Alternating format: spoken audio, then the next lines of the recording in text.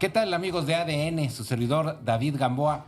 En esta ocasión cambiamos de locación, pero como siempre, nuestros patrocinadores siempre apoyándonos, entre ellos, por supuesto, Cananas, Restaurant and Grill. El día de hoy estamos en el Hotel Lucerna, de quienes también pues nos ceden su espacio para hacer este tipo de charlas. Y el día de hoy, en particular, a mí en lo particular me da muchísimo gusto porque tenía mucho tiempo esperando la oportunidad de poder platicar con ella. Ya le dije que es mujer. Y que mujer, porque además nos ha traído el foco de atención en la política nacional allá en el centro de la República, y me quiero referir y dar la bienvenida a Andrea Chávez. ¿Cómo estás? Muy contenta de saludarte, David. Muchísimas gracias, ADN, por abrirme el espacio. No, al contrario, mira, de verdad que muy contentos de tenerte aquí y empezando de lleno. ¿Por qué no nos platicas quién es Andrea Chávez? Pues Andrea Chávez es la diputada federal más joven que hay en la República en esta 65ª legislatura. Pues ostento ese espacio de representación popular por la confianza que me ha brindado el pueblo chihuahuense. Soy nacida en Ciudad Juárez, aquí crecí. De aquí también son mis padres. Mis papás han vivido muchos años acá en la frontera más fabulosa y bella del mundo. Me formé en la Universidad Autónoma de Ciudad Juárez. Soy licenciada en Derecho y desde hace muchos años me dedico sobre todo a la lucha social. Desde la sociedad civil organizada colaboré con Alfredo Limas, Mirna Limas, documentando los testimonios de madres de víctimas de feminicidio y desaparición forzada con presunción de trata en el Observatorio de Violencia Social y de Género. Y ahora pues he sido galardonada con esta enorme encomienda, ¿no? De representar a mi tierra, a Ciudad Juárez, pero también a la entidad federativa más grande en el país, en la máxima tribuna, y creo que estamos haciendo un papel a la altura de la historia. ¿Qué tuvo que hacer Andrea para llegar ahí? Porque antes de llegar no fue súbito. Andrea tuvo que hacer muchas cosas, se tuvo que preparar con una formación académica, por supuesto, pero también con una formación en lo personal, en su ideología, etcétera. ¿Qué hay de esa, Andrea?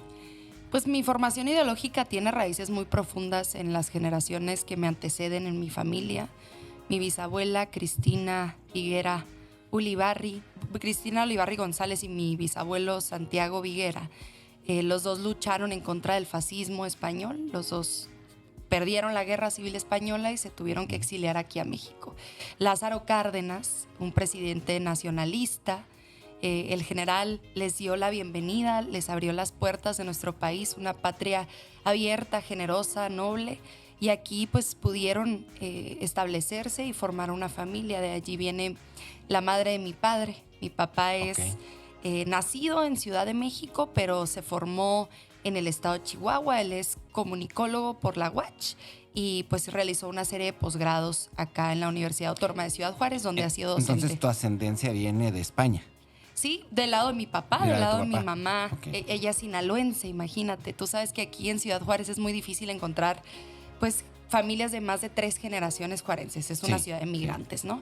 Y mi mamá nació en Juan José Ríos. Ahora se está haciendo municipio allá en Sinaloa, entre Ahome y Guasave. A lo mejor nos suena por aquello de el béisbol, que Guasave quedó campeón y nos representó en la Liga del Caribe. Representó a nuestro país y bueno, ella conoce a mi padre allá en Sinaloa y finalmente vienen también ellos a formar su familia acá en Ciudad Juárez. Y entonces mi padre es un maestro de la Universidad Autónoma de Ciudad Juárez, la máxima casa de estudios de acá de la frontera. Duró 36 años de maestro, imagínate a cuántas generaciones pues pudo formar. Él fue maestro en la Escuela de Sociología de la Universidad Autónoma y además formó parte durante algunos rectores de la administración de la propia universidad como director de difusión cultural. Inició a invitación del ingeniero Cervantes y se mantuvo con el rector Willy Campbell y bueno, claro, por ahí estuvo durante muchos años dando la batalla desde la comunidad universitaria. Y desde que yo tengo memoria, tanto mi madre como mi padre han sido obradoristas, ¿no? A mí me llevaban cuando yo tenía 8 años, en 2006, en la preparación de la primera elección presidencial de Andrés Manuel López Obrador, a las reuniones que hacía aquí abajo del Salón México. Éramos como 15 personas. No juntaba más gente Andrés Manuel López Obrador en ese momento, y de esas 15 personas, pues 2 eran mis padres y a veces nos llevaban algunos de los hijos. Y yo recuerdo que en aquel momento yo me hacía las preguntas de por qué tanta gente sigue a este hombre, por qué en el sur se habla tanto de él, por qué es un liderazgo al que hay que acompañar, que hay que cuidar, que hay que fortalecer. Y mis padres siempre me lo repitieron, porque busca la justicia social, porque quiere acabar con la corrupción, con la impunidad. Y desde entonces a mí me ha interesado muchísimo la política, ¿no? Cuando yo tengo 15 años, me ofrecen el Premio Estatal a la Juventud. En ese entonces yo acababa de fundar un colectivo de empoderamiento juvenil, Agentes de Cambio que Trascienden, en la Preparatoria Central de Ciudad Juárez. Yo soy egresada de la Prepa Central, una escuela para alumnos de escasos recursos, de excelencia académica, ¿no? Y entonces también fundada precisamente por el ingeniero Cervantes. Fundo este colectivo de empoderamiento y a raíz de eso me dan el Premio Estatal a la Juventud. Y desde allí empiezo a hacer mi carrera política desde muy joven. En 2018 me ofrecen participar en las elecciones, el partido acá en lo local, y sin embargo yo no contaba con la edad necesaria para jugar para un puesto de elección popular en lo federal. Tú sabes que antes de una iniciativa que yo presenté, Sí, de hace hecho, meses. hace Sí. meses, Sí. necesitabas 21 años cumplidos a la fecha de elección, y yo no tenía en ese momento esa edad. Sin embargo, la senadora Berta Carabeo me invitó a formar parte de su equipo allá en el Senado de la República, y esa experiencia legislativa como asesora pues me permitió llenarme de mucho conocimiento que luego se traduciría en jugar una candidatura por la vía de representación popular, porque yo quise contender por el Distrito 3 Federal. Sin embargo, en la nomenclatura se lo cedieron al Partido del Trabajo, y entonces a mí pues me ofrecen la de representación proporcional, y desde 2021 encabezo esa diputación, ¿no?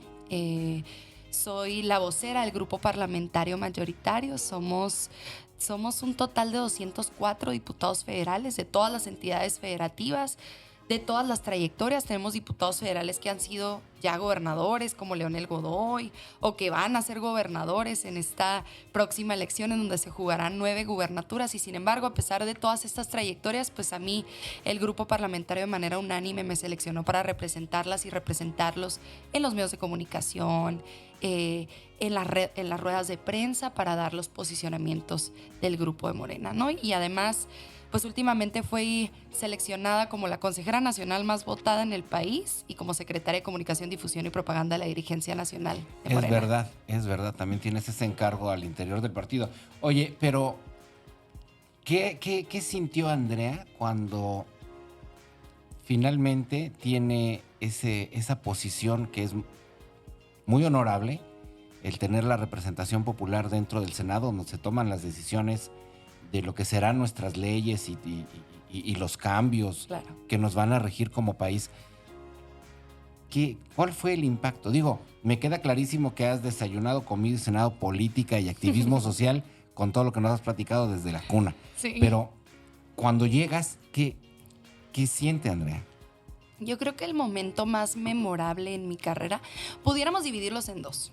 El primero fue la instalación del Congreso General en 2021, en donde yo por primera vez escuché el himno nacional en el recinto legislativo.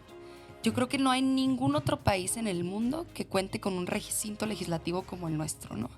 En donde cuentas con los símbolos patrios, la bandera, las letras de oro que conmemoran un montón de luchas, que recuerdan un montón de nombres, que han sido liderazgos en las 3 transformaciones que nos han antecedido, en la independencia, en la reforma, en la revolución. Y cuando yo escuché el himno nacional y veía en letras de oro, la patria es primero, se me enchinó la piel. Yo no sé cómo un diputado federal antes, en otras legislaturas, podía cobrar un moche, por ejemplo, tras haber tenido una sensación y una experiencia tan patriótica como esa. Te abre las puertas, te abre los ojos de por qué tenemos que también regresarle cariño a la patria, ¿no? Claro. Esa fue mi primera experiencia, quizás sensorial, emocional, con lo que significa la posición de diputada federal. Y la segunda fue hace 8 de marzo. Yo cumplo años el 8 de marzo. No pude haber nacido yo en otro día.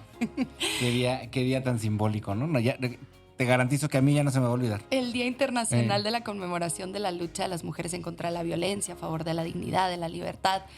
Y yo cumplo años ese día y el presidente de la República, el licenciado Andrés Manuel López Obrador, me invitó a dar un discurso en Palacio Nacional. En ese momento compartí tribuna con la doctora Claudia Sheinbaum, que ahora es la coordinadora nacional de los comités en defensa de la 4T en todo el país. También con la gobernadora del Banco de México, Victoria. Estuvo Nadine Gassman, la directora del Instituto Nacional de las Mujeres, pero también la ministra Olga Sánchez Cordero, que ahora es senadora de la República. Y cuando yo pude hacer uso de la voz enfrente de la bandera de Palacio Nacional, me di cuenta de lo agradecida que estaba con el enorme privilegio de representar a una parte del pueblo mexicano y cuán agradecida estoy de poder tener esa experiencia a mis 26 años. De verdad que para mí es un verdadero honor, un placer, y más teniendo un presidente como el licenciado Andrés Manuel López Obrador. Yo creo que este momento va a quedar en la epopeya de la historia, va a quedar en los libros de texto que esperemos que en algún momento les entreguen a las niñas y los niños chihuahuenses. Ese es otro tema, sí. Y sé que este momento histórico se va a recordar como un momento de mucha lucha, de mucho tesón, y en donde cientos de miles de heroínas y héroes anónimos pues dieron la batalla para poder separar el poder político del poder económico, y sentirme parte, aunque sea minúscula parte de ese momento, pues es un enorme placer y un enorme privilegio. Andrea Chávez sale a la luz de la voz del propio presidente cuando reconoce ese cambio generacional en tu persona y dice mi tocaya. Mi tocaya. Te bautiza como su tocaya. Y a partir de ahí tomas, me parece, en la opinión pública una posición diferente. Ya no es la misma Andrea Chávez. Claro. A pesar de que la gobernadora dice que no te conoce, el resto del país me parece que reconoce en Andrea Chávez una figura joven que empieza a emerger. Y creo que a partir de ahí empezaron además las situaciones álgidas en el tema de los medios. Claro. ¿Cómo has manejado toda esta presión? Porque no es fácil y eres una persona muy joven y manejar esas presiones no es sencillo. Digo, a mis 53 años no es sencillo.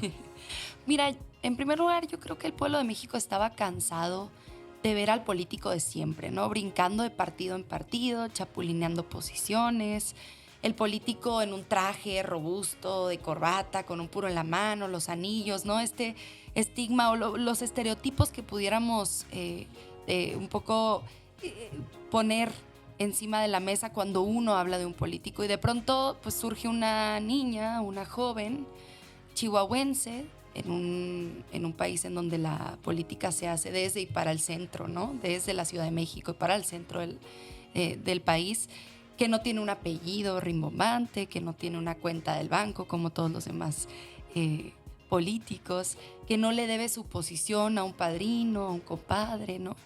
Yo creo que para el pueblo de México eso fue verdaderamente refrescante, ¿no? Estábamos hablando de transformar la vida pública nacional, de transformar la manera en la que hacíamos política, y sin embargo todavía teníamos una deuda con presentar nuevos perfiles, ¿no? De abrir las puertas del quehacer público y hacerlo verdaderamente público, de darles oportunidades a esos jóvenes que se han quedado fuera por precisamente no tener padrino, cuenta bancaria, compadre, o lo que sea, o apellido, ¿no?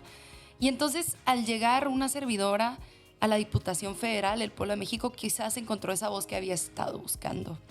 Y yo, por primera vez, sentí un respaldo que me acompañaba a hacer cualquier cosa. Y dentro de esas cosas, pues era resistir a los embates de la derecha, al conservadurismo, de los medios de comunicación nacionales más importantes, ¿no? A mí me han atacado en absolutamente todos los medios de comunicación. Claro.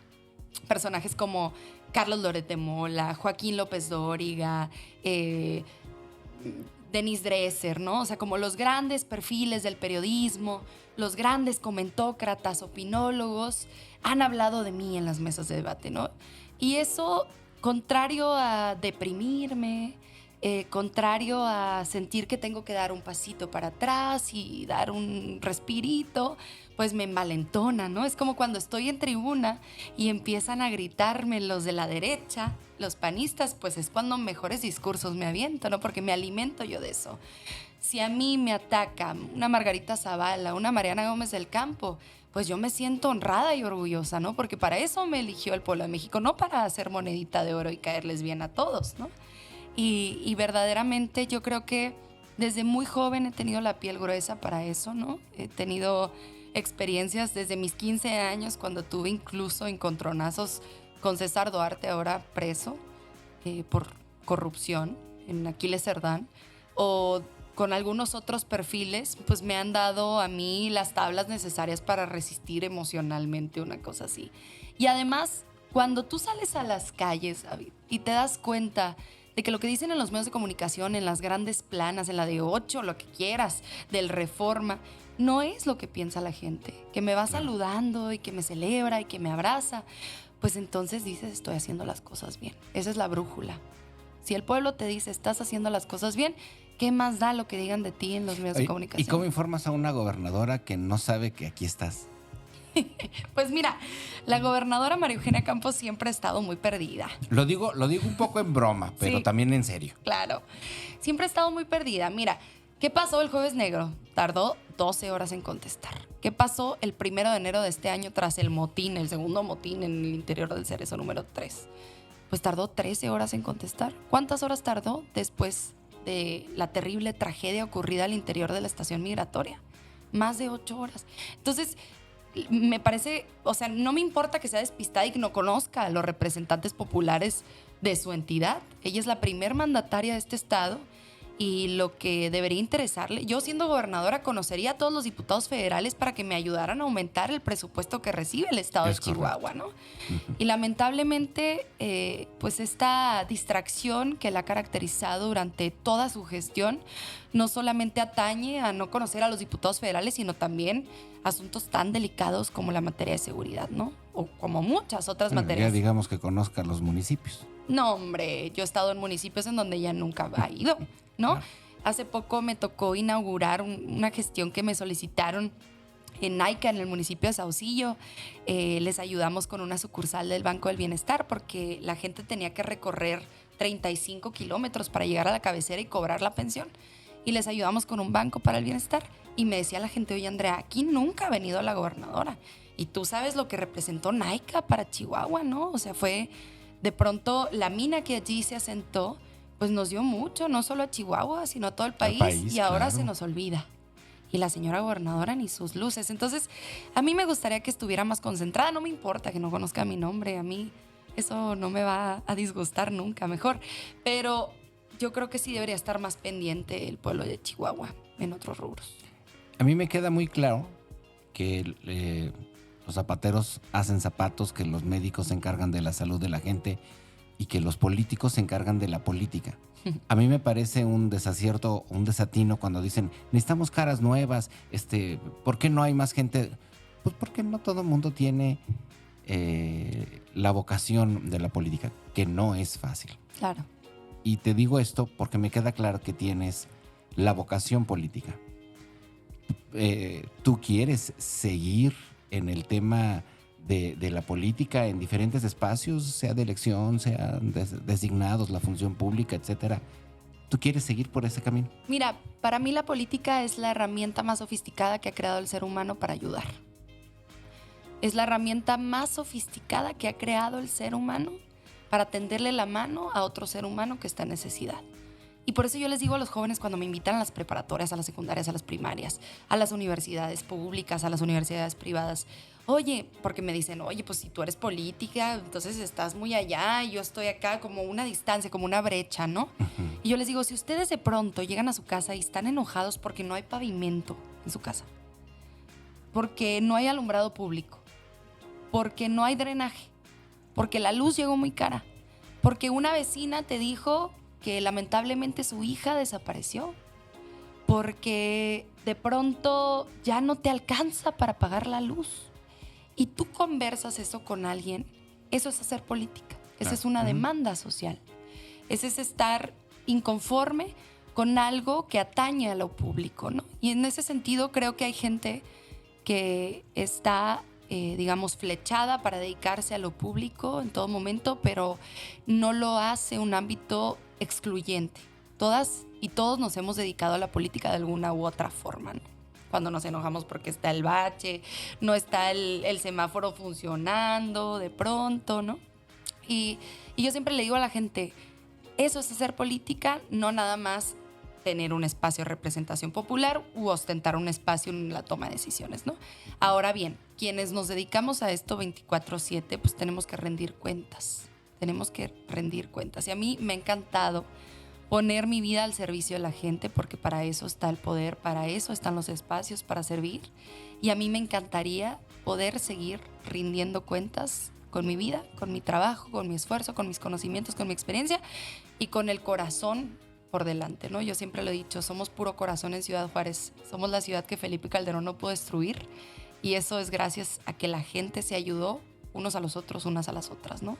Y yo a eso me quiero dedicar toda mi vida. Entonces, claro que sí, me quiero seguir dedicando a esto. Si el pueblo chihuahuense dice, pues que ahí se quede diputada federal, o que se baje diputada local, o regidora, o senadora, o lo que quiera el pueblo chihuahuense, o que se regrese a la comunidad universitaria, o que se vaya a la sociedad civil organizada, pues yo ahí voy a estar, ¿no? A eso me he dedicado toda la vida y a eso me voy a seguir dedicando. ¿Te movería a pensar en la gobernatura? Mira, falta mucho. Y tú sabes, David, que yo soy clienta frecuente. Yo soy clienta frecuente del Tribunal Electoral del Poder Judicial de la Federación. Sí. Ya voy como 16-0. Les he ganado en impugnaciones a las salas regionales especializadas, en la sala superior. Y yo prefiero que nada, absolutamente nada, lo puedan tomar como actos anticipados de campaña, ¿no? Pero lo que sí te puedo decir es que falta, ¿no? Falta tiempo. Es en 2027 cuando se juega la gubernatura. Yo creo que va a ser una contienda interesante, pero más interesante lo va a ser empezar a generar una reflexión en este momento de que nuestro Estado siempre ha ido a marchas forzadas con una postura opositora en contra del gobierno federal. Lo platicaba el otro día con un amigo. Siempre está en gobierno municipal el PRI, o independiente, o Morena, y en el Estado está PRI o PAN, distinto al municipio. Y luego ahora Morena en lo nacional, antes PRI, antes PAN, y nunca coincidimos. Y eso siempre ha vulnerado al pueblo chihuahuense, ¿no? Qué mejor que pudiéramos estar todos en concordancia. Excepto en la capital. Ah, bueno, claro. Excepto en la capital, porque sí he tenido la oportunidad de recorrer, no todo el estado, pero parte del estado. Sí. Y me he dado cuenta las grandes diferencias que hay de la capital, y mientras más se abre el radio de influencia, más se pierde los beneficios que recibe el resto del estado, ¿no? O sea, no hablemos de la sierra. Claro. No hablemos de Ciudad Juárez. Digo, con todo y que ya está Morena aquí, el atraso era terrible, enorme, y pues las cosas que se hacen parecen más paliativas que resolver los problemas, pero es por el grado de daño que tiene la ciudad. No, sí. Mira, Ixtapaluca, Estado de México, que tiene 1/10 parte de la extensión territorial que Ciudad Juárez, que tiene 650,000, 680,000 habitantes. Tú sabes que Ciudad Juárez ya ronda 1,650,000, 1,700,000 habitantes. Tiene 8,500 millones de pesos anuales. Es prácticamente lo mismo que Ciudad Juárez. Y Ciudad Juárez genera muchísimo en comparación con Ixtapaluca, Estado de México, solo con puentes internacionales. Ah, no, lejos, sí. Y claro. con las concesiones de la maquila. Imagínate nada más. Entonces yo creo que sí necesitamos una reforma al pacto fiscal aquí al interior de la entidad federativa, porque sí queremos que le siga yendo bien a la capital, queremos que siga bonita, que siga limpia, que siga teniendo esas preciosas avenidas, el periférico a la juventud, no le pide nada a los freeways de Estados Unidos, pero ¿qué está pasando con Ciudad Juárez, que es donde se genera la riqueza del Estado? Lo decía el alcalde hace poco, ¿no? Necesitamos revisar las participaciones que llegan, pues porque sí llega lo que está, pero no en la proporción que la necesita Ciudad Juárez. Correcto. Nada más en la discusión del presupuesto de egresos de la Federación, que tú sabes que es una facultad exclusiva de la Cámara de Diputados del Congreso de la Unión. Es una herramienta de redistribución de la riqueza. Aumentamos en 7% en términos reales el presupuesto que recibe el Estado de Chihuahua por concepto de aportaciones federales y participaciones federales. ¿Qué quiere decir? Que el gobierno del Estado de Chihuahua está recibiendo más que la media de otras entidades federativas. Porque la señora gobernadora decía, no, pues 7% no alcanza ni para cubrir la inflación. Lo que pasa es que la señora gobernadora no sabe lo que significa en términos reales, que ella cuenta la inflación, ¿no? Claro. Y sin embargo no se ve reflejado el trabajo que hacemos en lo federal para que le vaya mejor al pueblo de Chihuahua en Ciudad Juárez. Nunca se ve reflejado. Mira, si fuera dinero para la gobernadora, yo con todo gusto le recorto, por supuesto, pero como es dinero para el pueblo chihuahuense, ahí estamos los representantes del Estado de Chihuahua, del Movimiento de Regeneración Nacional, intentando buscar ampliación presupuestal para el Estado. Y sin embargo, en Juárez siempre es lo mismo. Mira, gobierno federal en este momento nos está mandando muchos recursos por el asunto de la regularización de vehículos chocolates o chuecos. Es correcto, sí, para las vías. Para la pavimentación. Pavimentación y todo esto, sí. Para claro. el rebacheo. Y sin embargo, nuestras calles todavía están pianito, ¿no? Va muy lento ese asunto. Sí. Y hay colonias, tú sabes, en todo el poniente de la ciudad, inclusive desde Lomas de Poleo, allí, luego en la fronterita, hasta los kilómetros en la salida a Nuevo Casas Grandes, hay colonias completas sin pavimento, plena terracería. Bueno, algunas colonias ni siquiera están aplanadas. Bueno, no te vayas tan lejos. En el centro de la ciudad hay un montón de colonias, fraccionamientos, que parte tiene pavimento y parte no, cosa que yo nunca he podido entender por qué una misma calle empieza con pavimento, 2 bloques sin pavimento y continúa el pavimento. Son cosas que yo no he podido entender. No, y no estoy diciendo que haya sido el gobierno municipal para nada. Siempre hay que tener en cuenta que en el pacto fiscal local, Ciudad Juárez es el menos beneficiado, ¿no? Claro. Y claro que queremos tener una ciudad tan bonita como Chihuahua. Queremos tener un ordenamiento territorial tan bonito como el de Delicias, que está considerado el mejor ordenamiento territorial en el mundo, ¿no? O sea, si tú lo ves desde una visión satelital, está pensado, está ordenado. Queremos algo así para Ciudad Juárez.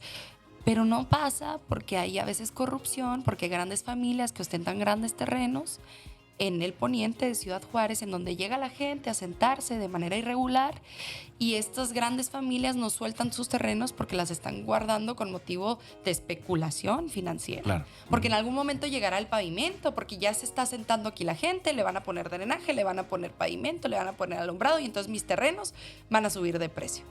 ¿Qué está pasando? Entonces es todo un círculo que hay que resolver de manera integral, garantizar la tenencia de la tierra a las familias que llegan a sentarse, regularizarlas para que paguen predial, para que paguen la luz, para que no estén colgaditas a los cables de la CFE. La gente no quiere nada regalado, quiere regularizarse.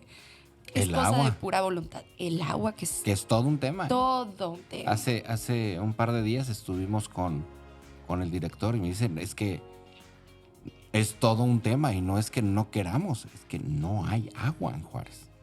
Y seguimos creciendo hacia los lados, menos agua va a haber. Y nos lo han dicho desde hace muchos años, desde hace Sí. décadas aquí en Ciudad Juárez. Una ciudad proclive para crecer hacia arriba. Andrea, Nunca y si hemos tenemos crecido hacia tantas arriba. coincidencias, ¿por qué apremian las disidencias entre los grupos? ¿Por qué si tenemos tantos criterios que convergen, por qué no podemos llegar a esos acuerdos para ejecutarlos? Porque yo creo que era necesario un momento de ruptura. Yo creo que sí era necesario no nada más distender, alejar, sino también romper, porque ya estábamos cansados de lo mismo, ¿no? Y nos daban siempre las ideas de, ahí viene el cambio, viene Vicente Fox y fue lo mismo, ¿no? El gatopardismo, el cambio lampedusiano. Que todo cambie para que todo permanezca igual. Lo mismo con Fox, bien, ya sabemos. Con Calderón nos fue de la patada. Y luego vino otra vez Enrique Peña Nieto, igual. Ya era necesario cambiar de clase política y decirles a los de siempre, ya estuvo bueno, ¿no? Y en ese momento de ruptura nos encontramos, en un momento sobre todo de ruptura discursiva, en donde es necesario dar un debate público de qué es lo que queremos.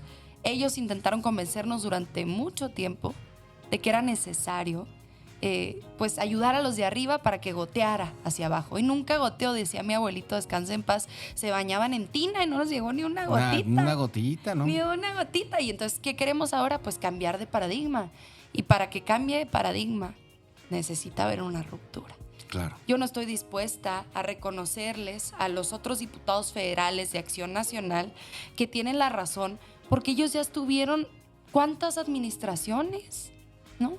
No, digo, en 2017 me acuerdo muy bien que me invitaron a participar en un foro del PAN y vino Rafael Moreno Valle, en paz descanse. Sí, poblano. Poblano. Y me invitaron a platicar con él en este foro y tengo muy fresca ese dato porque lo investigué para ese foro. Claro. Y yo le decía, mi pregunta era, ¿cómo le vamos a hacer, en plural, desde el gobierno federal, estatal, municipal, para abatir el rezago de infraestructura en Ciudad Juárez, que en esa fecha ascendía a 100,000 millones de pesos? 2017, estamos en 2023. Sí, ¿verdad? Sí, 2023. Imagínate lo que ha crecido de entonces a la fecha. Es que es imposible que de las arcas del municipio en un trienio pueda resolverse. Imposible. Es imposible. Por supuesto que necesitamos de papá gobierno federal y necesitamos de mamá gobierno estatal en este momento. Juárez lo pide a gritos. Urge. No es nada más cambiar la empresa que nos cambia, que nos recoge la basura. No es nada más pavimentar. Hay temas de fondo que no se están resolviendo, como es, por ejemplo, la ruptura social. Mira, Ciudad Juárez fue durante muchos años la incubadora de la industria maquiladora. Y nos ayudó la industria maquiladora a generar empleos, nos ayudó aquí a que se asentaran muchísimas familias veracruzanas, michoacanas, guanajuatenses, que buscaban el sueño americano y que encontraron aquí un lugar para tener un futuro más próspero que el que les amparaba en sus tierras de origen, ¿no? En este oasis. Y estamos muy agradecidos con la actividad de la industria maquiladora. Sin embargo, yo creo que pueden hacer un poquito más. ¿A qué me refiero con eso? Tenemos un rezago inmenso en materia de infraestructura con la capacidad de generación de energía, de generación eléctrica, de transmisión y distribución eléctrica. Y la Comisión Federal de Electricidad no se puede dar abasto porque no va al mismo ritmo de crecimiento que el de la industria maquiladora aquí. ¿Qué mejor que la industria maquiladora le pudiera invertir a las redes de generación, de distribución y de transmisión de la energía? Una reciente entrevista, yo creo que estamos hablando un par de meses, el problema no es la cantidad de energía que generamos, esa hay para darle abasto a la... Claro. Lo que no tenemos es cómo distribuirlo porque no alcanzamos el crecimiento de la ciudad. Es correcto. Este gobierno federal ha recuperado muchísimas presas, ¿no? Le ha apostado a la generación hidroeléctrica. Le ha apostado también a actualizar sus plantas de ciclo combinado. Le ha apostado a las energías limpias. Pero todavía nos hace falta justamente fortalecer el Sistema Nacional de Distribución y las redes de transmisión. La transmisión es el viaje que recorre la electricidad desde el con punto mayor de generación. distancia. Así es. ¿No? Y la distribución son los pequeños capilares de las grandes arterias, no pudiéramos pensarlo así. Lo que llega a este lugar donde estamos grabando, correcto, a tu casa, etcétera. A nosotros nos hace falta infraestructura en las dos, en la transmisión y en la distribución, ¿no? Yo creo que la industria maquiladora nos podría ayudar invirtiendo en esas redes. Y no nada más me refiero al asunto de la generación eléctrica o del abastecimiento de energía, para que sea más correcto técnicamente, sino también me puedo referir a las calles. ¿A qué me refiero? ¿Por qué hay tanto bache en Ciudad Juárez? Porque tenemos mucho transporte de carga pesada. Y entonces las carpetas asfálticas se doblan en algún momento por tener tantos frenazos de los grandes trailers que van llevando cargamento pesado. Hay una corresponsabilidad, ¿no? Hay una corresponsabilidad. Yo creo que hay que reconocer esa corresponsabilidad y sentarnos a todas y todos desde la comunión de partes distintas, encontrar las soluciones. Y me refiero, por supuesto, a los recursos públicos, pero también a los recursos privados que pueden ir a mejorar la vida de todas y de todos. Claro. Porque si la industria maquiladora ha sacado tanta ventaja de Ciudad Juárez, es por la fuerza de la clase trabajadora. Y yo creo que hay que regresarles un poquito a esa clase trabajadora, que tengan calles dignas cuando salen de una jornada tan extenuante, que tengan un lugar digno a donde llegar a dormir, ¿no? Claro. Que es algo tan sencillo como eso.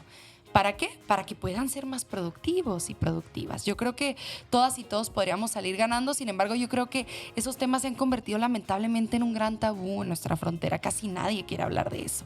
Y yo creo que hay que perderle el miedo a los temas, y para eso es necesario que entre gente valiente a la política. Así es. Y hablando de eso, en la ciudad, regresándonos hasta la Ciudad de México, hace unos días, otra diputada federal, Daniela Álvarez, Ajá. hizo una declaración diagonal llamado a hacer un frente común por Ciudad Juárez. No sé si te diste cuenta de ello. No lo revise.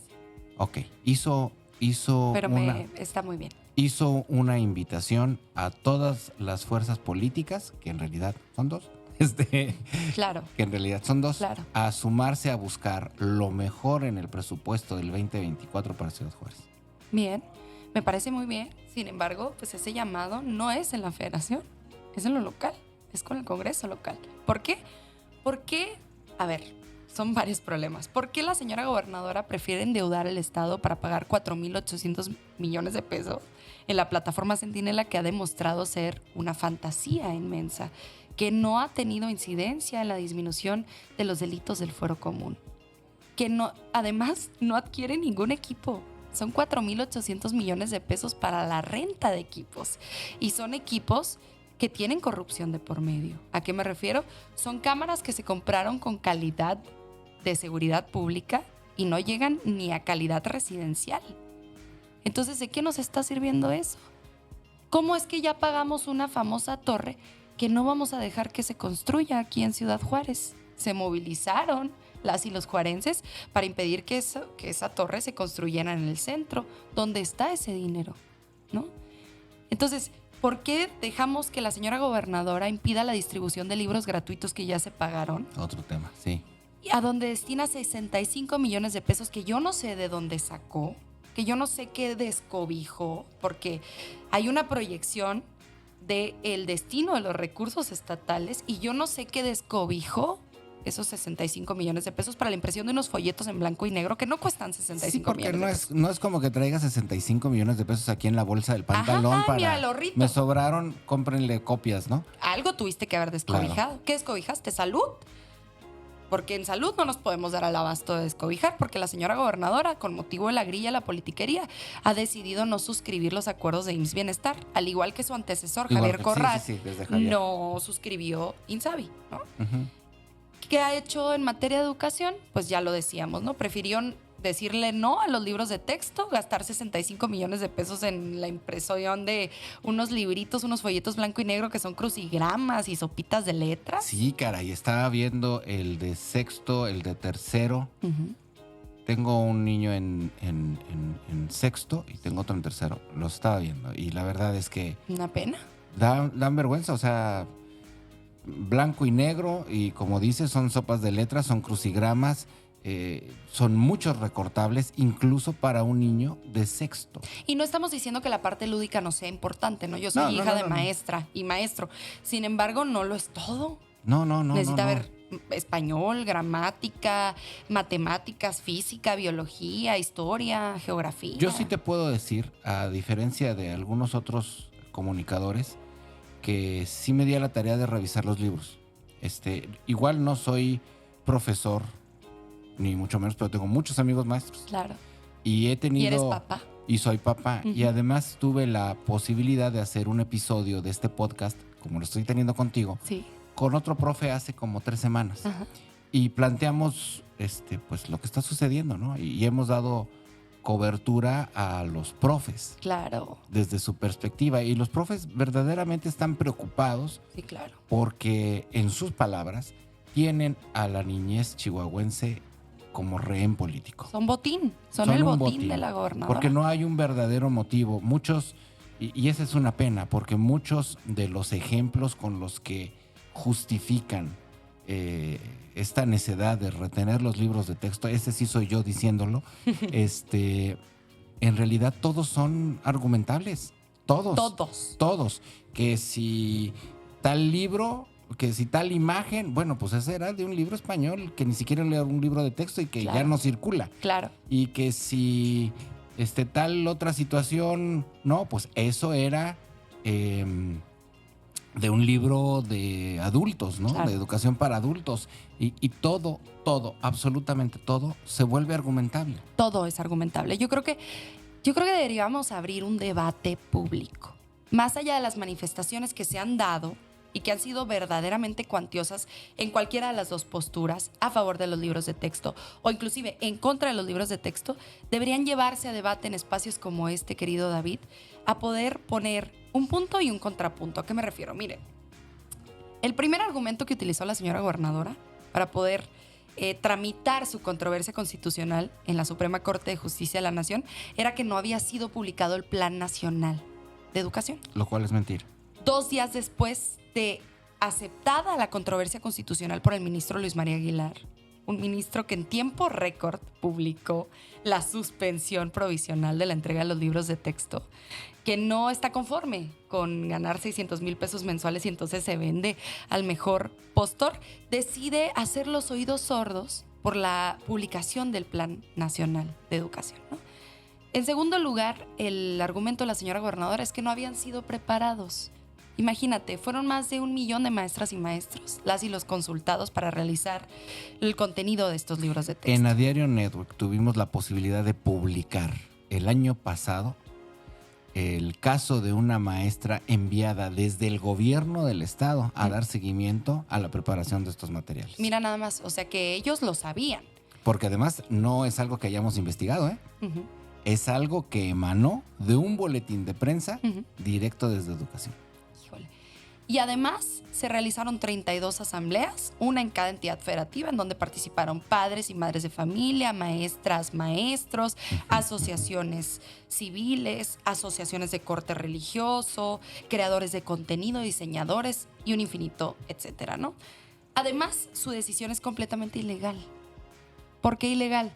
La Ley General de Educación, en su artículo 113, fracción número 4, establece que es facultad exclusiva del gobierno federal elaborar, editar, actualizar los contenidos de los libros de texto gratuitos y además distribuirlos. Así es. Entonces, el gobierno del estado está yendo en contra de una disposición de carácter general como la Ley General de Educación, ¿no? Además de en contra del artículo 3 constitucional, que es el derecho a la educación. Es el derecho que tienen las niñas y los niños de tener un libro de texto, ¿no? Y además los maestros de tener un apoyo material en las aulas. Y finalmente es completamente irracional porque decían que tenían unas cosas de comunismo. Yo los leí completos porque los conseguí. La Secretaría de Educación Pública me entregó un ejemplar. Tengo el ejemplar de Nuevos Saberes, tengo el ejemplar de múltiples lenguajes, tengo el ejemplar de proyectos comunitarios de cada grado, tengo las cartografías de cada grado. La revisé completamente y no hay ni una sola cosa sobre el comunismo, por ejemplo, ¿no? Ella dijo que nos iba a partir el hocico a los comunistas aquí en el Estado Grande y yo no encontré nada en esos libros sobre comunismo. Que sí encontré un cambio de enfoque. Cambiar el enfoque de competencias, en donde no importa cómo le vaya al de atrás con tal de yo llegar, pueda ser cambiado por tengo que tenderle la mano al que viene atrás y agarrarle la mano al que viene enfrente para avanzar todas y todos juntos, ¿no? Bueno, ¿y por qué te decía esto?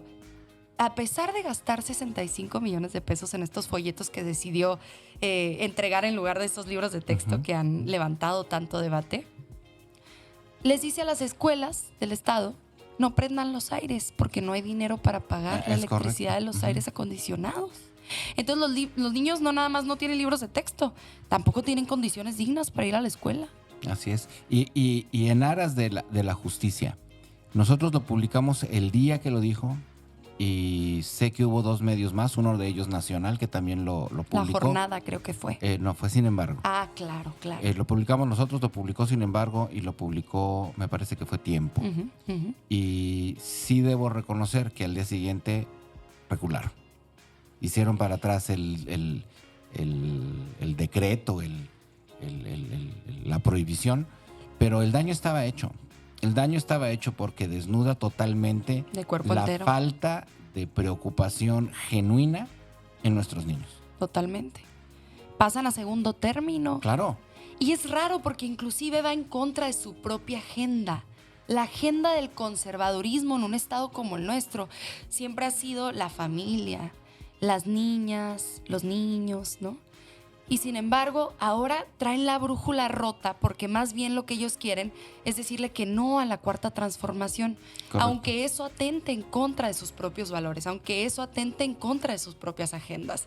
Y eso es verdaderamente lamentable. Bueno, digo, esa fusión multicolor, como le digo yo, no puede ser muy congruente. Estamos hablando de dos partidos históricamente antagónicos hoy reunidos en una sola fuerza política y no entiendo la congruencia. Yo me he cansado de preguntar a los líderes estatales de las tres ¿Cómo fuerzas, justifican esa alianza? cómo lo justifican primero y segundo, qué me ofrecen como ciudadano, como proyecto alternativo de nación para que yo pueda decidir algo, que no sea nada más sacar a Morena. Porque yo no soy morenista, Andrea.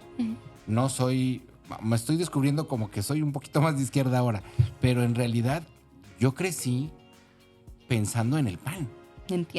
Entiendo, Porque pero el era PAN de Gómez Morín. Claro, era la resistencia de entonces, ¿verdad? Y me tocó, yo soy de la Ciudad de México, y me tocó hacer aquella valla humana en el 88 Claro. que atravesó la Ciudad de México. Y bueno, yo tenía 18 años y ahí estaba haciendo la valla. Todo a través de Avenida de los Insurgentes. Pero el PAN de Pero Manuel era J. otro PAN. Cloutier. Y este PAN se desconoce por sí mismo. Es un partido completamente pragmático. Ha perdido sus valores. Mira, si fuera motivo de valores el asunto de la grilla contra los libros de texto, ¿por qué Diego Sinué sí los está entregando en Guanajuato?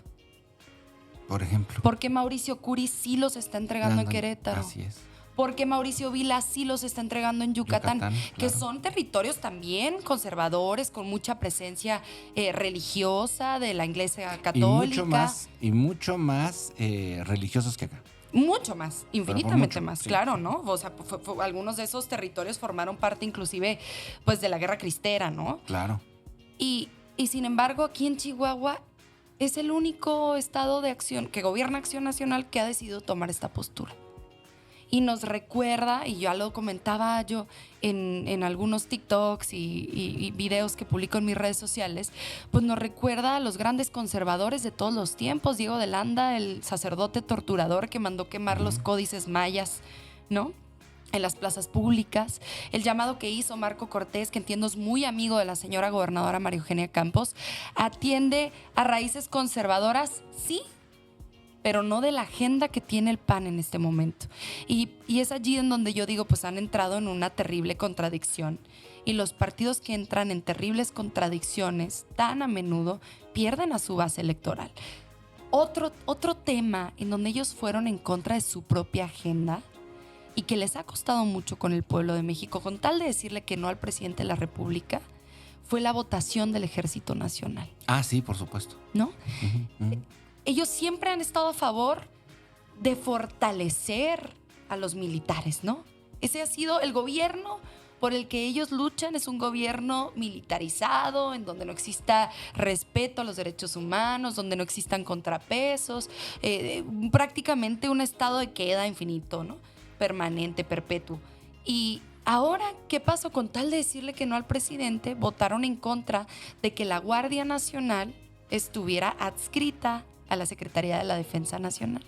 Y sus argumentos en tribuna era, están militarizando al país, y su base no entendía qué estaban diciendo, qué estaban haciendo, ¿no? Es que, de verdad, yo creo que Acción Nacional ha perdido su brújula. Pues si militarizado está. Ah, no, claro. El que sacó a los militares a las calles sin protocolos de actuación y sin mecanismos de defensa de los derechos humanos fue Felipe Calderón, y aquí en Ciudad Juárez lo sufrimos bien grueso, ¿no? Claro, claro. Y entonces han perdido la brújula. ¿Por qué? Porque se han convertido en un robot mecánico que solamente quiere ganarle a Morena, y eso solamente va a seguir cavando el hoyo más profundo, creo yo, ¿no? O sea, hay gente que ya no se siente representada por Acción Nacional. ¿Tienes amigos en el ala azul o con los tricolores? Sí. Mira, pues a veces y se lo digo hacia la gente, tengo que convivir con ellos martes, miércoles, jueves. Imagínate que todo el día nos estuviéramos sacando la lengua y picando los ojos, pues estaría muy tóxico el ambiente. No, hay que saludar con respeto al adversario. Yo creo que nos tenemos que llevar con civilidad. Para eso es la política, para podernos sentar en una mesa y con puntos de vista distintos ponernos de acuerdo, ¿no? Te expresaste como lo hace el presidente y dice adversarios cuando del otro lado quizá lo interpreten como enemigos, ¿no? Pues es que al enemigo se le busca destruir. Yo no quiero destruir a nadie. Yo quiero vencer. Yo quiero vencer. Y creo que vamos a seguir venciendo porque tenemos la brújula ideológica, porque tenemos proyecto, porque tenemos una base que sigue creciendo y además nosotros vamos a procurar siempre la justicia, el bienestar, la dignidad de todas y de todos, muy por encima de ganar elecciones. Nosotras y nosotros no nos podemos convertir en una cosa mecánica, solo lista para ganar elecciones, que está dispuesta a poner a cualquier impresentable como candidato con tal de ganar. Yo creo que eso no se debe valer en Morena. Es imperdonable que estés aquí y no te pregunte. Acaba de pasar un proceso interno. Claro. ¿Cómo estás después de ese proceso interno Claro. con los resultados? Muy contenta. Mira, yo acompañé al licenciado Ana Augusto López Hernández, que fue secretario de Gobernación, antes el gobernador más votado en la historia de Tabasco, antes el primer senador de la República de Morena a nivel nacional, fue el primero en pasarse del PRD a Morena para poder conformar grupo parlamentario, cuando muchos no querían, casi se estaban ahí agarrando, decían, Yo no me voy. yo no. Y antes también fue diputado federal, diputado local, una enorme trayectoria. Y tú sabes que el secretario de Gobernación encabeza un esfuerzo de estrechar relaciones con el Congreso de la Unión. Y entonces el secretario de Gobernación tenía mucha comunicación con el grupo parlamentario. Como vocera yo pues, tenía que estar ahí en Bucareli muchos días del año, ¿no? Entablé una relación amistosa de mucha confianza. Yo siempre, al ser una política joven, he procurado acercarme a buen árbol para poder aprender, ¿no? Claro. Quiero aprender el buen oficio de la política. Quiero saber cómo es que se hacen las cosas bien. Y ojalá pueda hacerlo en la medida de lo posible, aprendiendo de otras y de otros y no solamente equivocándome yo, ¿no? Y aprendiendo sobre la marcha. Y entonces estreché una relación amistosa muy importante con el licenciado Ana Augusto López Hernández, que además nos ayudó mucho a las y los chihuahuenses. Yo pude cambiar el horario aquí, el error del horario del verano aquí, gracias a la relación con Bucareli, ¿no? Gracias a que el licenciado Ana Augusto López Hernández confiaba en mi trabajo legislativo y por eso me ayudó a conseguir las mayorías necesarias en la Cámara de Diputados y en el Senado de la República y a publicarlo ipso facto en el Diario Oficial de la Federación para que, regresando al tema, la industria maquiladora no siguiera perdiendo miles de millones de pesos todos los días, producto de un capricho a la gobernadora otra vez, ¿no? Recuerdo las fotografías de Adán Augusto entre las curules. Sí. Platicando, sí las recuerdo. Extraordinario, ¿no? Y mira, por esa relación tan estrecha que tuvimos, Secretaría de Gobernación, Senado de la República, Cámara de Diputados, Congresos locales, gobiernos de los estados, ayuntamientos, presidencias municipales, sindicaturas, etcétera, es que muchas y muchos de nosotros decidimos acompañar al licenciado Ana Augusto López Hernández en una intención legítima de conducir los destinos de este país. Sin embargo, los adanistas, contrario a otros equipos, siempre dijimos, vamos a ir con quien quede electo o electa en la encuesta. ¿Y qué pasó? Pues ganó la doctora Claudia Sheinbaum Pardo. Pues sí, El pueblo de México decidió por la doctora. Pero hubo alguien que no estuvo muy de acuerdo y está haciendo mucho ruido. Pues nada más es eso. Pero ruido. ya lo habían, pero además en las bases habían firmado que era inamovible. Ellos se comprometieron, todos y cada uno de ellos.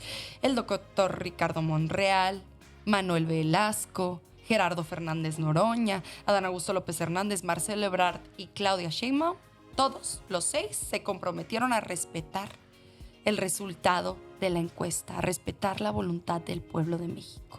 Y sí, cada uno de ellos, los 4 punteros, pudieron seleccionar una casa encuestadora de su preferencia para representarlas y representarlos en un ejercicio también de levantamiento de la aprobación y del reconocimiento popular, ¿no? Y hubo una 5ª encuesta, la que realiza Morena a través de su Comisión Nacional de Encuestas, que preside una compañera diputada mía, Ivonne Cisneros. y que en todo momento fue transparente, en todo momento tocó base con los representantes de cada una de estas corcholatas y ellos estuvieron presentes y de acuerdo en cada uno de los pasos a la encuesta. Y resulta que acercándose el resultado, pues hay un compañero que se siente agraviado, ¿no? Y claro que ha de estar feo pues tener una aspiración muy legítima y de pronto ver que tu sueño no se va a poder cumplir. Claro. Pero en este movimiento pues no estamos por los puestos, no estamos por los cargos, estamos por las encomiendas y los encargos y en este momento esa encomienda no fue conferida al compañero. Así lo dijo el presidente, ¿no? Es el encargo, no el cargo. Correcto. Esa encomienda fue conferida a la mujer que conducirá los destinos de esta nación, la doctora Claudia Sheinbaum. Y yo, tras haber estado muy presente en el proceso interno, yo sí recorrí el país durante 70 días. Damos fe. Me siento muy tranquila pudiendo decir, lo dimos todo. Tuvimos una contienda sana, por lo menos de este lado. Nunca tuvimos la necesidad de atacar a un compañero, a denostar a una compañera, a inventar una mentira, una noticia falsa, a sentarnos con los malos, que los medios de comunicación que siempre atacan al presidente, que la clase empresarial con tal de que nos ayudara. Nunca hubo necesidad de eso. Y ahora que conocemos los resultados, ¿qué hicimos? Los primeros en cerrar filas. ¿Por qué? Porque hay que darle legitimidad al proceso y porque hay que fortalecer a la compañera, la doctora Claudia Sheinbaum Pardo, ¿no? Yo creo ¿Quién mejor que nosotros para decirlo? Yo creo que la grandeza de una persona ante la victoria es precisamente su conducción de ayudar a favorecer esa cicatrización que se hacen en una competencia de una manera muy normal, ¿no? Hay que ser generosos en la victoria. Así es, así es. Y por otro lado, el hacer las soberbias a un lado para permitir que esa cicatrización se dé, como Claro. veo que está sucediendo. A mí me sorprendió mucho. Honestamente, de todo este proceso yo me llevo 2 sorpresas. Honestamente, de la doctora no fue gran sorpresa. Sabíamos que era una gran favorita desde el principio del proceso. Claro. Pero yo me quedo con 2 sorpresas. La respuesta de Marcelo, que nos ha dejado a muchos muy sorprendidos, Uh-huh. y el crecimiento y la lealtad de Noroña. Me llamó muchísimo la atención porque yo creo que la gran mayoría lo veía hasta abajo junto con Velasco, que entró también tarde al proceso. Uh-huh. Y de repente el brinco que dio nos llamó mucho la atención. Pues mira, el compañero Gerardo Fernández Noroña ha sido un compañero que ha encabezado el debate en tribuna durante ya muchos años, ¿no? Y que cuenta con un reconocimiento muy grande. Que Sui no generis, además. Que no ha tenido mucho, en realidad no ha tenido ninguna encomienda en la administración pública, no ha tomado decisiones de gobernanza hasta el momento. Él ha sido un parlamentario y como diputada federal te puedo decir que el parlamentarismo es una posición bastante cómoda, ¿no? O sea, el debate aquí no le gusta, pero feo cuando te toca tomar decisiones y hacerte responsable y consecuente con ellas.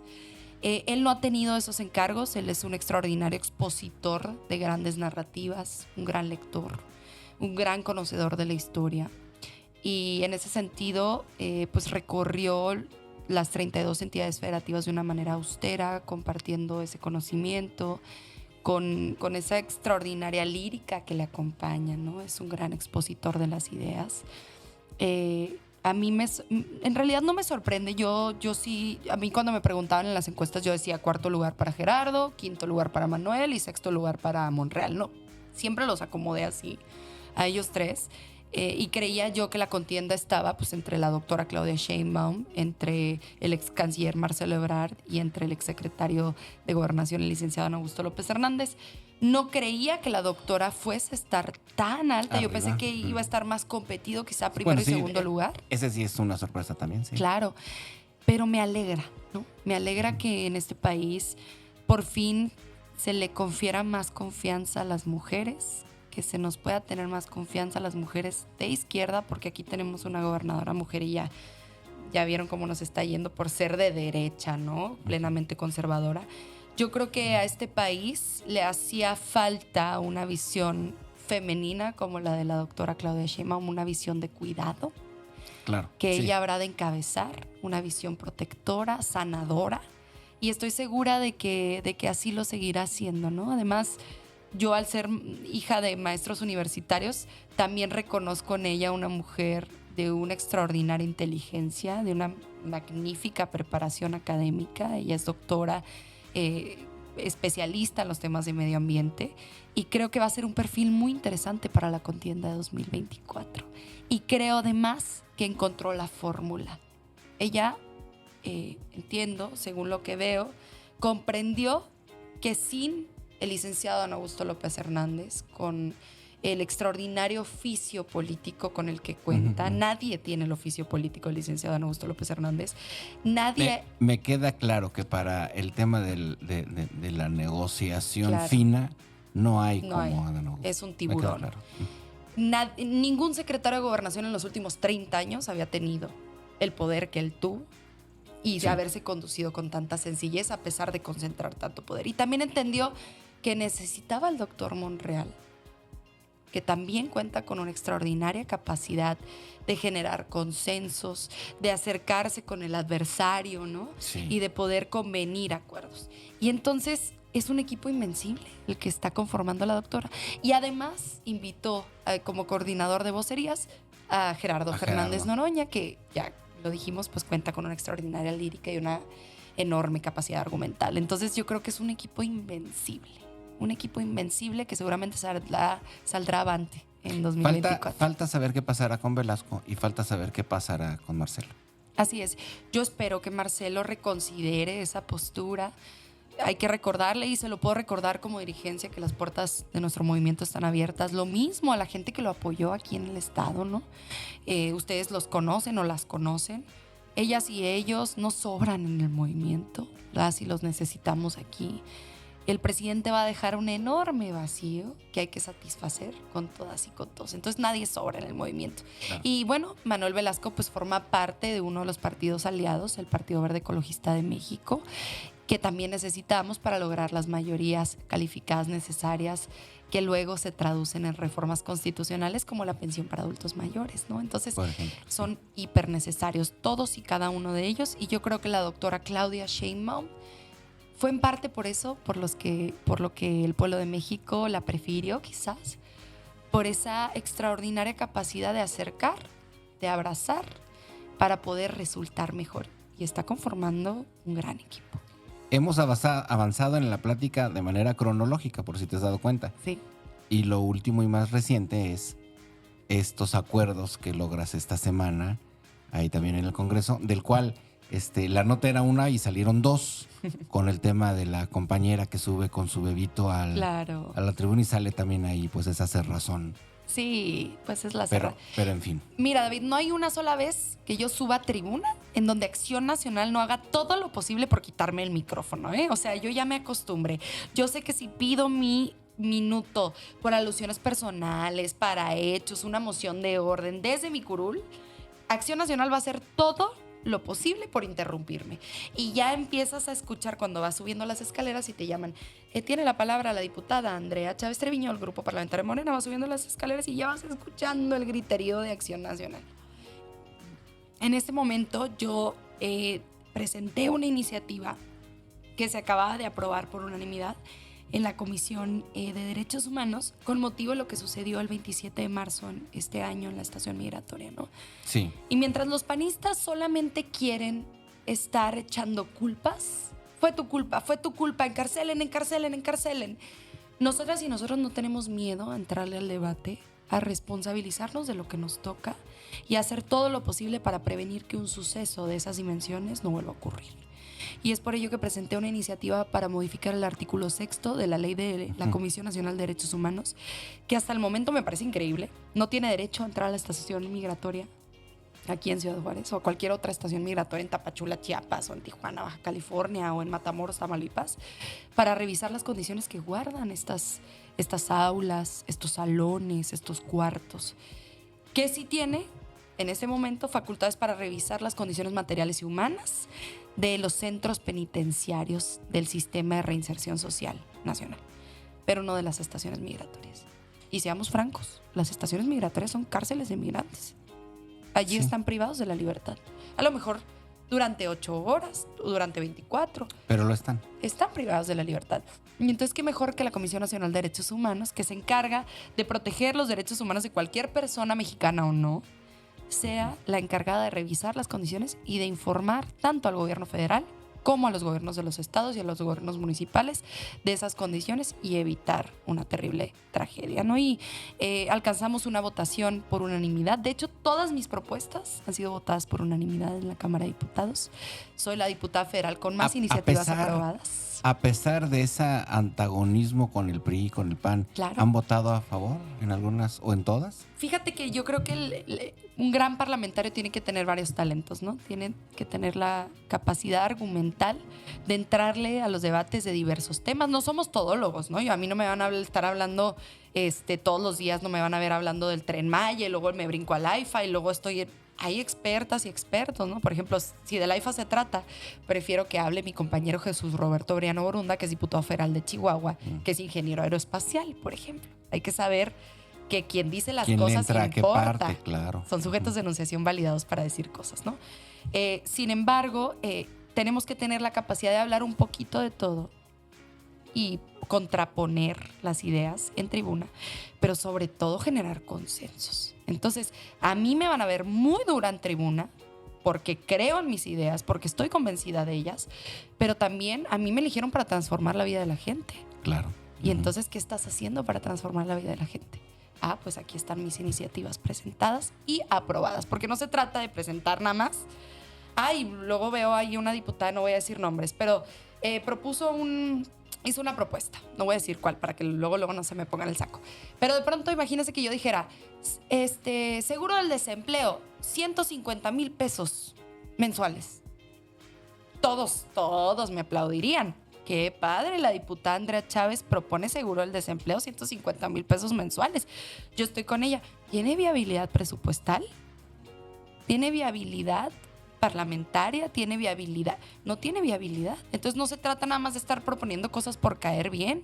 Se trata de, dentro de la medida de lo real, generar condiciones para mejorar la vida de la gente. Claro. Y eso pues es a lo que me voy a dedicar. Excelente. Oye, pues para mí ha sido un placer conocerte en persona. Hemos tenido acercamientos por medios digitales, claro, por WhatsApp y demás, pero descubro la legitimidad de tus palabras. Gracias. Descubro que tienes muchos temas a flor de voz, y me dejas gratamente sorprendido, Andrea. Gracias, David. Porque de verdad que eres muy joven y no conozco otro joven que traiga esa materia discursiva de tantísimos temas. Los hay muchos, David, nomás hay que abrirle la puerta. Hay que abrir la puerta. Y la verdad es que me da gusto descubrirte y conocerte así de cerca. Es mejor. Así es. Entonces, pues mira, la puerta está abierta para seguir platicando. Gracias. Ya nos aventamos una hora que se me fue como en nada. Igual. Y en otro momento que estés aquí en Ciudad Juárez, platicamos y a lo mejor pudiéramos retomar de donde nos quedamos con todas estas nuevas cosas que seguramente vienen, porque viene el 2024 y vienen cosas de muchísimo interés para la nación. Totalmente. Y conocer todo lo que falta. Seguro. ¿Qué te parece? No, yo encantada de la vida. Si a mí me abren la puerta, yo voy a llegar y voy a estar ahí. ¿Hay algún mensajito que quieras dejarle a la gente de Ciudad Juárez y de quienes nos ven? Pues yo les agradezco muchísimo y agradecerte a ti, David, a ADN, por respetar el derecho de las audiencias a tener información clara, transparente, veraz. Eso es lo más importante. Los medios de comunicación tienen que compartir la verdad. Ser incómodo siempre y cuando sea por la verdad y no por afanes politiqueros y grillos, por andar respondiendo a lo metálico y no a lo lógico. Entonces yo te agradezco mucho a la audiencia también de ADN y también tuya, David Gamboa. Gracias. Muy bien, al contrario, bueno, pues amigos de ADN, esto ha sido una charla.